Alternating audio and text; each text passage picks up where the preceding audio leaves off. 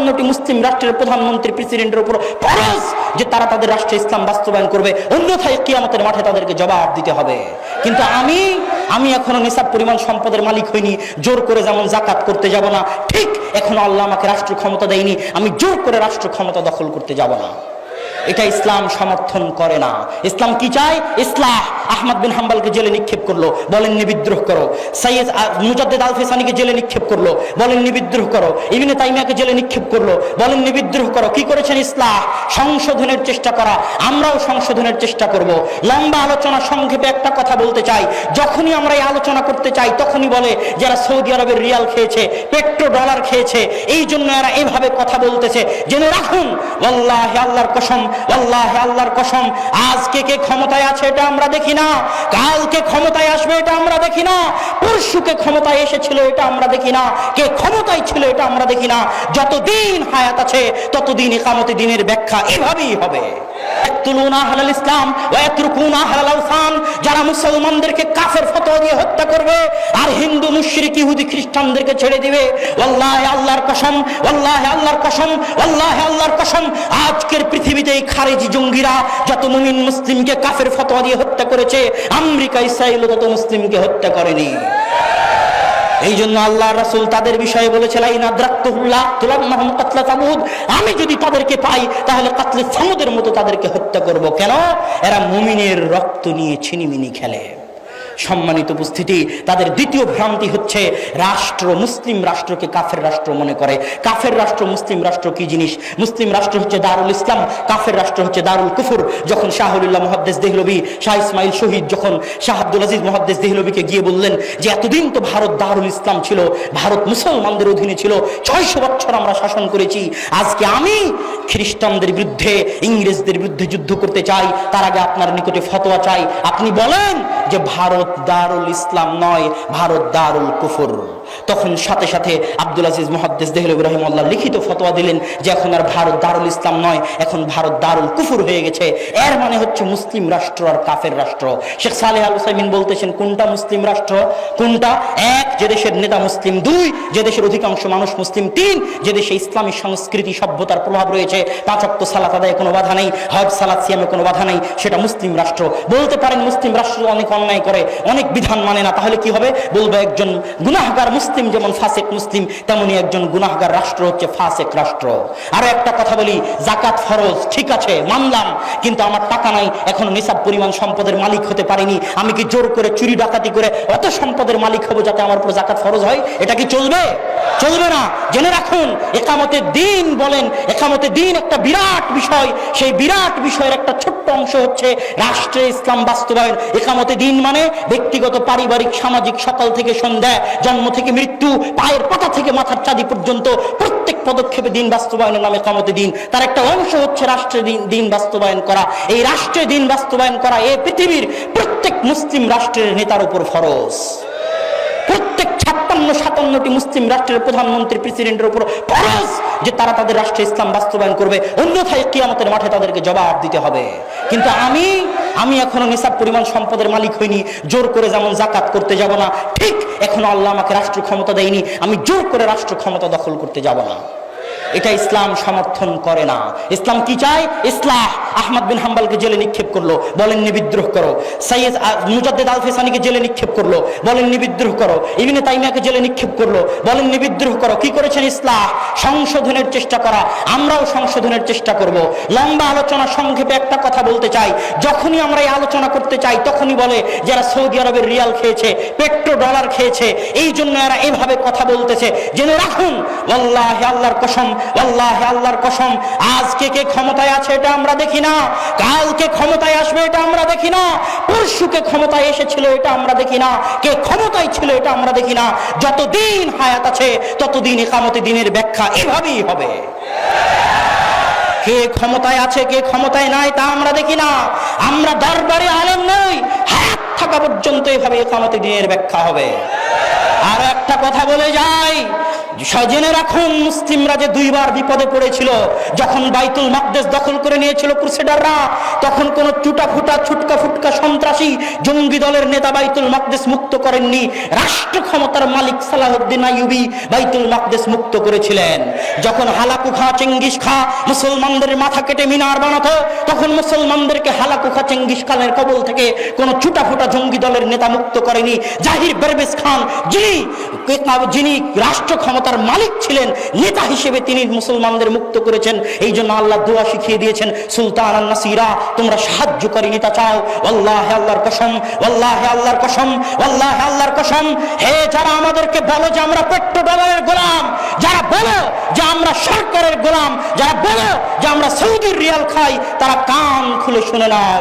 আল্লাহর কসম, কোনদিন যদি এমন রাষ্ট্র নেতা আসে যে সালাহউদ্দিন আইয়ুবীর মতো, জাহির পারভেজ খানের মতো জিহাদের ডাক দিবে, সেই দিন আহলে হাদিসের বাচ্চারাই জিহাদের সামনের কাতারে থাকবে।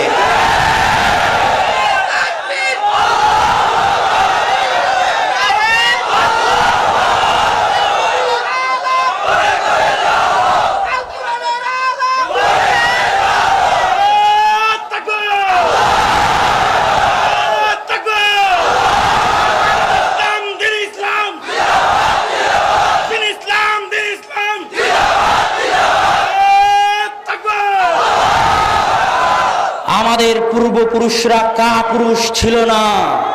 ইংরেজদের বিরুদ্ধে আমরাই জিহাদ করেছি। ইতিহাস খুলে দেখো, শাহ ইসমাইল শহীদ রাফুল আদাইন করতেন, বই লিখেছেন রাফুল আদাইনের পক্ষে।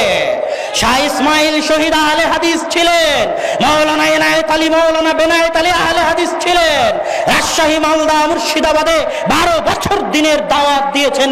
এই জন্য এই অঞ্চলে এত আহলে হাদিস। মাওলানা সানাউল্লাহ মির্জাশরী আখবারে আহলে হাদিস পত্রিকায় লিখেছেন, এই অঞ্চলে এত আহলে হাদিস কেন?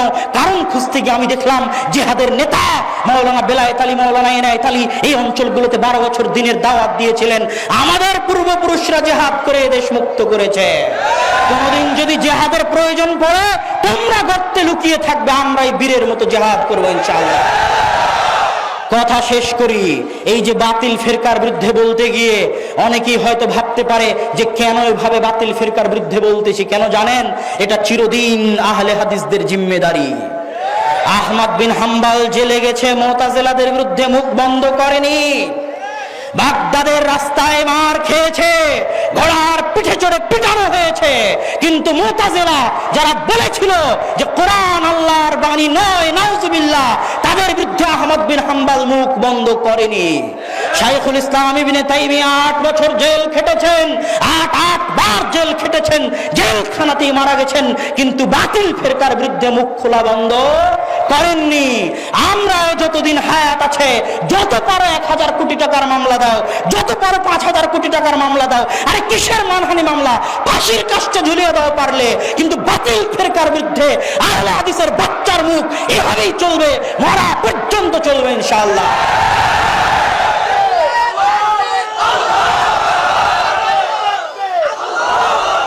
সম্মানিত উপস্থিতি, বক্তব্য শেষ করছি। আমি আপনাদের সামনে দাওয়াত দিতে আসিনি, দোয়া নিতে এসেছি। মাজলুম, আপনারা আমাদের জন্য দোয়া করবেন, আব্বুর জন্য দোয়া করবেন, আমার জন্য দোয়া করবেন। মেজো ভাই আব্দুর রহমান, যার বক্তব্য আপনারা শুনে থাকেন মাঝে মধ্যে, জামিয়া সালাফিয়া বানারসে পড়তেছে। ছোট ভাই আব্দুর রহিম মিশর আজহার বিশ্ববিদ্যালয়ে পড়তেছে। আমাদের দুনিয়াবি কোনো স্বার্থ নাই। আল্লাহে আল্লাহর কসম, আল্লাহর দ্বীন প্রচার করতে চাই পারিবারিকভাবে, পুরো পরিবার মিলে। এই 2 জামিয়া সালাফিয়া প্রতিষ্ঠার পিছনে এই উদ্দেশ্য। আল্লাহর কসম, দুনিয়াবি কোনো স্বার্থ নাই। শুধু আল্লাহকে বলবেন, আল্লাহ সুবহানাহু ওয়া তাআলা যেন তার গায়েবী মদদ আমাদের জন্য অব্যাহত রাখে। আল্লাহুম্মা আমিন। আমাদের যেন তার দ্বীনের খেদমতের জন্য কবুল করে। আল্লাহুম্মা আমিন। এই বলে আজকের সংক্ষিপ্ত বক্তব্য এখানেই শেষ করছি।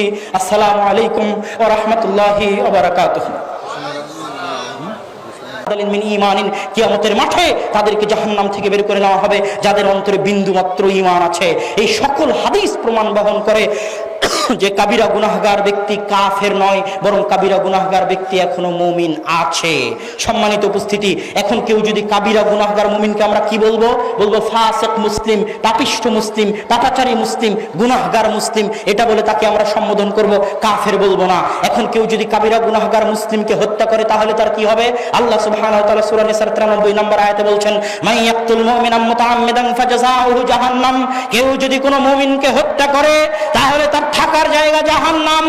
এতটুকু বলাই যথেষ্ট ছিল আল্লাহর জন্য যে কেউ যদি কোনো মুমিনকে হত্যা করে তার থাকার জায়গা জাহান্নাম। কারো থাকার জায়গা জাহান্নাম হওয়াই যথেষ্ট ছিল, কিন্তু রক্ত যে মুমিনের, এই জন্য আল্লাহ থামলেন না।